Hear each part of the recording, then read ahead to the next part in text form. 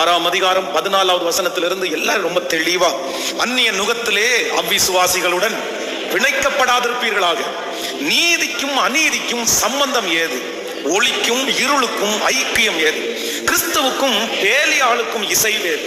அவ்விசுவாசியுடனே விசுவாசிக்கு பங்கு ஏது?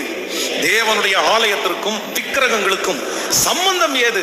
நான் அவர்களுக்குள்ளே வாசம் பண்ணி அவர்களுக்குள்ளே உலாவி அவர்கள் தேவனாயிருப்பேன், அவர்கள் என் ஜனமாயிருப்பார்கள் என்று தேவன் சொன்னபடி நீங்கள் ஜீவனுள்ள தேவனுடைய ஆலயமாயிருக்கிறீர்களே.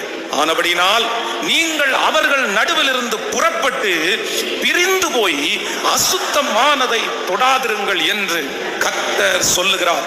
அப்பொழுது நான் உங்களை ஏற்றுக்கொண்டு உங்களுக்கு பிதாவாய் இருப்பேன், நீங்கள் எனக்கு குமாரரும் குமாரத்திகளுமாய் இருப்பீர்கள் என்று சர்வ வல்லமை உள்ள கர்த்தர்